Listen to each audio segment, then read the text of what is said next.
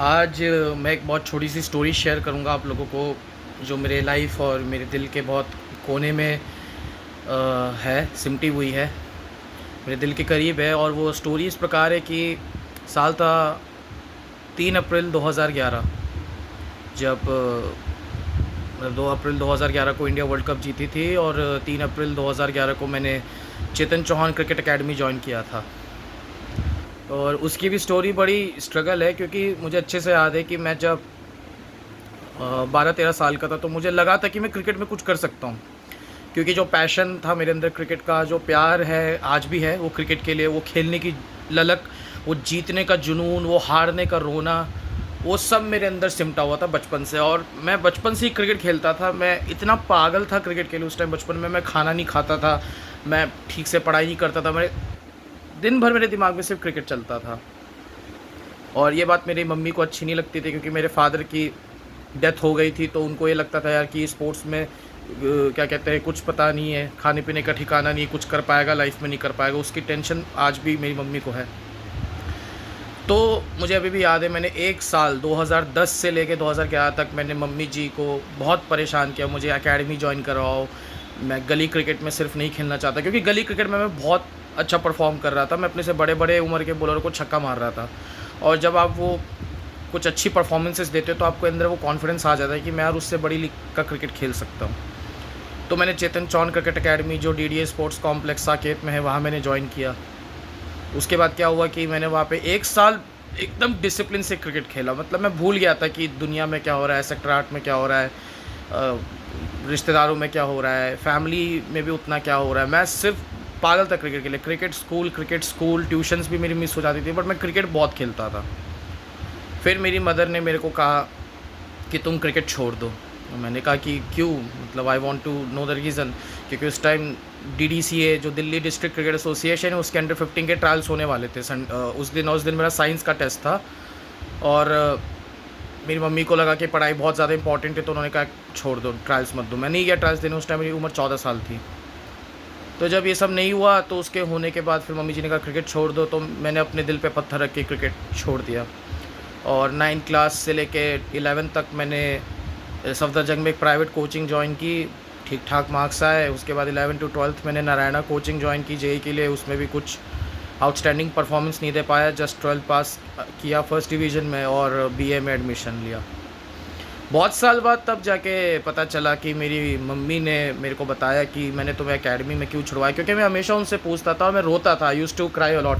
आज भी मैं उसको पल को याद करके थोड़ा दुखी हो जाता हूँ। तो मैंने अपनी माँ से पूछा कि आपने मेरे को क्यों एकेडमी से हटवाया। तो उन्होंने मुझे बाद में बताया कि मेरे जो कोच थे, और मैं नाम लूँगा उसमें कोई बुरी बात नहीं है, मिस्टर आफ्ताब महसी, जो वहाँ पे कोच थे चेतन चौहान क्रिकेट एकेडमी में, पता नहीं है कि नहीं है।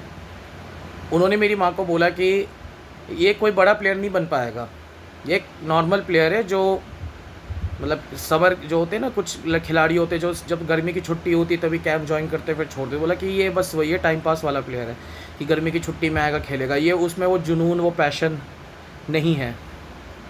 तब मुझे बहुत बुरा लगा था, क्योंकि आज तक लाइफ में क्या होता है ना, जब आप अपने सपने खुद तोड़ते हो या खुद गिव अप करते हो तो तब नहीं लगता। बुरा तब लगता है जब दूसरे आप पे गिव अप कर देते हैं बिना कोई आपको कोई मौका दिए हुए।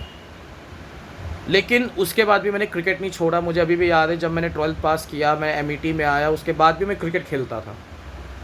मैं बच्चों के साथ क्रिकेट खेलता था, अपने से बड़ों के साथ क्रिकेट खेलता था, गालियाँ खाता था, बहुत बेइज्जती होती थी, कभी मौके मिलते थे कभी मौके नहीं मिलते थे, रोते रोते घर जाता था, पर खेलता था। उसके बाद फिर एमईटी में मैंने क्रिकेट खेला, अपने Amity institute of social sciences के लिए। हम लोग पहली मैच में बाहर हो गए।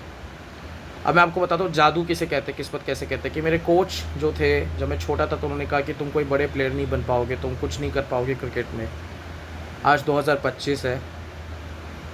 वो मैच हारने के बाद मैं फिर एनडीएमए के अफसर और स्टाफ के साथ खेलता था, नेशनल डिजास्टर मैनेजमेंट अथॉरिटी, जिनका ऑफिस सफदरजंग एनक्लेव में है। वहाँ पे ग्राउंड है डीडीए का, सफदरजंग एनक्लेव में, एचडीएफसी बैंक के पास है नई दिल्ली में। मैं वहाँ खेलता था उनके साथ 1 साल 23 महीना, और बहुत अच्छा मैचेस भी जिता है, कैचे छूटी, विकेट्स भी लिए, और बहुत तारीफ होती थी मेरी कि एक अच्छा लेफ्ट आर्म फास्ट बॉलर हूँ मैं। उसके बाद पौंडीचेरी गया तो वहाँ से मेरी पूरी लाइफ पलट गई। मैं 5 टीम्स के लिए खेला, मैन ऑफ द मैच जीता, यूनाइटेड क्रिकेट क्लब के लिए खेला, जो हर मैच में हम लोग सेमीफाइनल या फाइनल में आते थे, हम लोग टॉप 3 टॉप 4 में रहते थे। कुछ नहीं जीता लेकिन फिर भी कुछ अर्न किया वहाँ पे, लोगों का प्यार अर्न किया, रिस्पेक्ट अर्न की, फेम अर्न किया, खाना पीना मिल जाता था।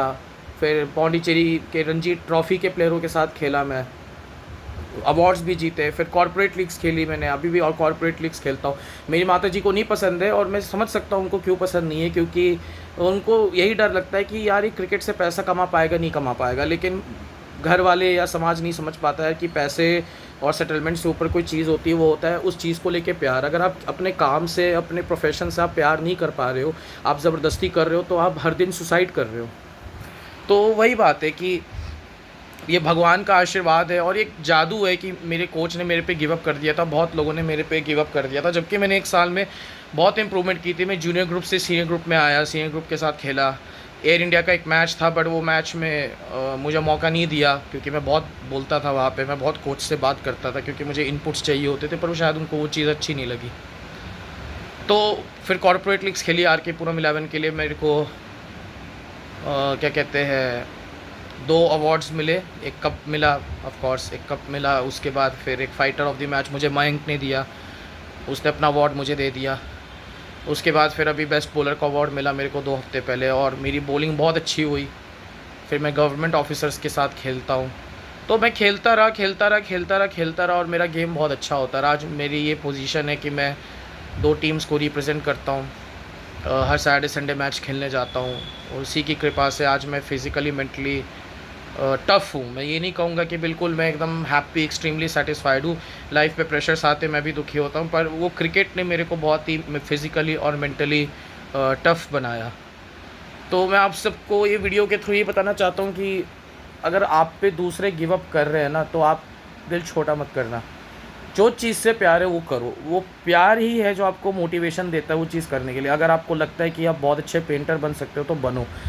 स्टार्टिंग में भूखे मरोगे, पैसे कम मिलेंगे, कुछ होंगे, पर वो चीज़ आपको ही ऊपर ले जाएगी।